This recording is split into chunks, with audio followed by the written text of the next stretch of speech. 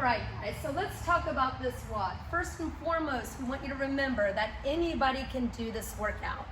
Everything is modifiable and can be scaled to per athlete's needs.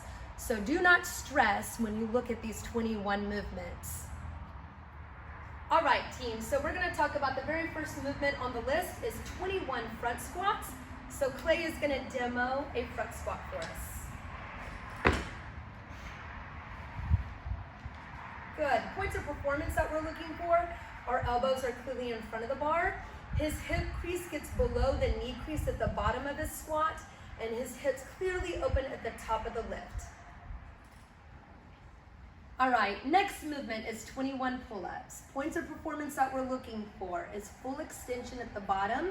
In other words, arms locked out, and chin is clearly passing the plane of the pull-up bar.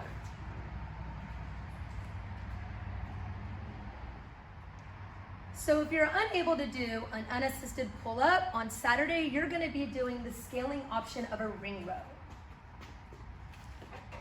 So same thing applies, full extension or arms are locked out at the bottom. Clay's gonna pull until his knuckles come in line with his ribs. Let's talk about the 21 sumo deadlifts. So points of performance we're looking at here is this is gonna be a wide stance. It's outside of your shoulders.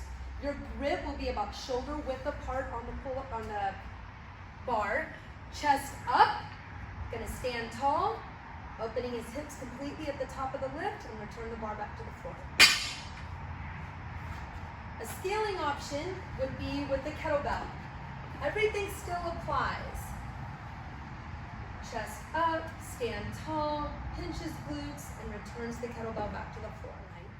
Next up, we have 21 push-ups. So for an RX push-up, the athlete will start in a plank position. Start at the top, plank, please.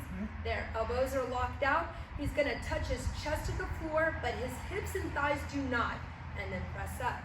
This would be an RX push-up. To scale this, you can lower your body down to the floor completely. He's gonna use his knees, and then finish in a plank.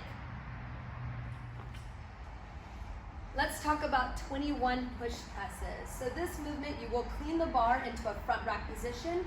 Barbell is clearly resting on his shoulders. He's gonna have a vertical short dip and drive the bar overhead. Thinking about bringing his ears in alignment with his biceps. He returns it back to that front rack position, and you may go into your next rep.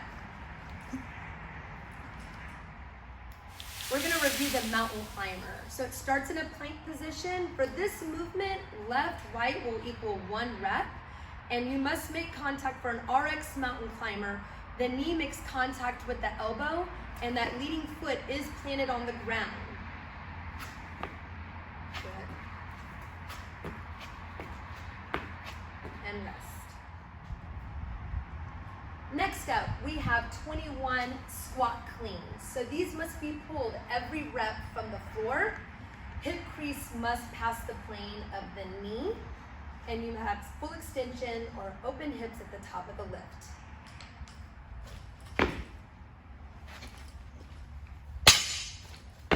An acceptable scale for this would be a power clean into a front squat. But again, every rep starts from the floor, hip crease below the knee, and standing up completely at the top of the lift. Next on the agenda, we have 21 burpees. So an RX burpee will be, you take your chest and thighs down to the floor, you will jump it up, must get some air under your feet and clap over your head for the rep to count. To scale this, you can step it back, but take your chest and thighs to the ground, step it back up, and get some air under your feet and still clap overhead. All right, guys, let's talk about these 21 Curtis P's. So this is a complex movement. Every movement or every rep will begin at the floor. So you will power clean. You will go into a front lunge. Trailing knee must kiss the floor. He will go with the opposite leg. He's going to do a push press, show control at the top, clear a lockout before he returns it to the floor for the next rep.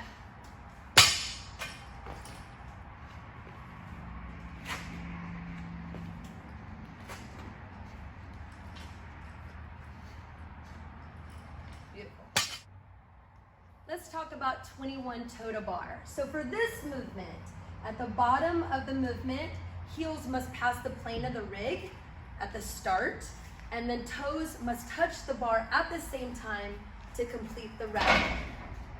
To scale this, you could do hanging knee raises. Same thing applies. Heels must pass the plane, knees come up above the hip crease. And another option to scale this even further would be med ball sit-ups. He's gonna butterfly his feet out. He touches the ball above his head, and he's gonna bring it to the cradle or his toes for each rep to count. All right, friends, next up we got 21 double unders, and this is self-explanatory. Your rope must pass under your feet 2 times for each rep to count. To scale this, you would do 63 single unders. Now we're looking at 21 power snatches. So each rep again will begin from the floor. He will take a wide grip on his barbell, receive the barbell overhead. Anything above parallel is considered a power position. Full extension or lockout at the top for each rep to count. Let's talk about these 21 broad jumps. So for RX, we're gonna have 4-foot increments, and just for a general field of measure, if you have the black mats at your gym, I believe they're a 6x4, you would jump the width of your mat. So Clay's gonna get set up with his feet directly underneath of his hips. He's gonna load and jump with 2 feet, landing with both feet. All right, let's talk about 21 wall ball shots. So the points of performance that we're looking for still apply to your standard air squat. At the bottom of the movement, we're looking for the hip crease to get below the plane of the knee. And at the top of the movement, the ball must make contact with the target.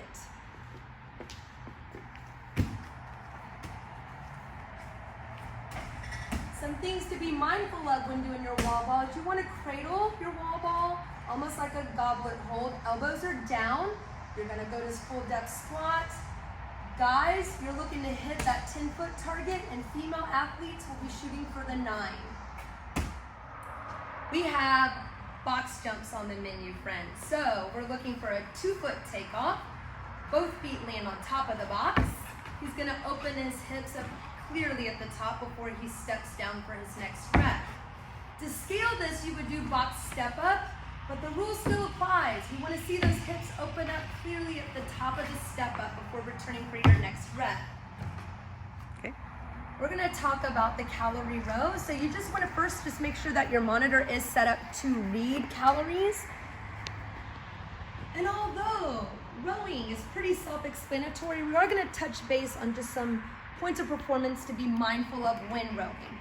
We want to think about pulling or driving through our legs first, then pulling to our sternum, then returning with arms, then legs.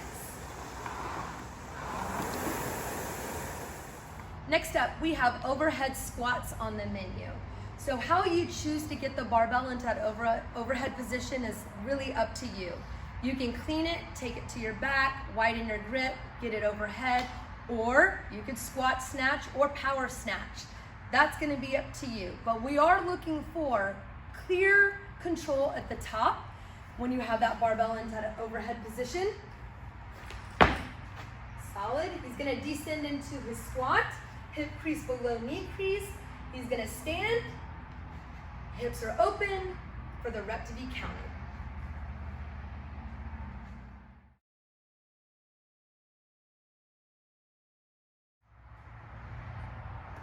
Let's talk about kettlebell swings. We have 21 of them, and these are American style. So that is where the bell clearly goes overhead with the bottom of the bell facing the ceiling or the roof. So it starts in a hip hinge. You're gonna use your glutes to launch that bell overhead, and you're wanting your biceps to line up with your ears at the top of the movement. We wanna focus on keeping our ribs down and our core engaged at the top of the swing. We've got 21 kettlebell snatches, and these are going to be pulled from the starting position of the hang. The rep is finished when the bell is overhead. So again, we want to think about that hinging motion using our glutes. Zip the hoodie up, finishing with the bell overhead. Every rep can be pulled from the hang. You do not have to go to the floor. A scaling option for the kettlebell snatch would be a dumbbell snatch. So again, you can pull these from the hang position, which would be right between the knees. Everything still applies. I want to keep it close to my body by zipping up my hoodie, finishing with arm locked out overhead. Next up, we have kettlebell taters. So this is actually 2 movements for 1 rep. It actually starts with a Russian kettlebell swing. He's going to go into a goblet hold, squat it, so hip crease below knee crease, and at the finish of the rep, he has to make sure that his hips are open. Stand tall and repeats.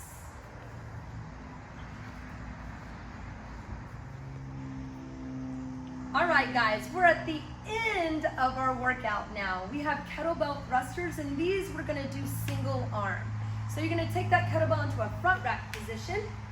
You're going to go into a full depth squat, and you're going to finish the rep by pressing the kettlebell overhead, everything locked out at the top of the movement. You can alternate as desired.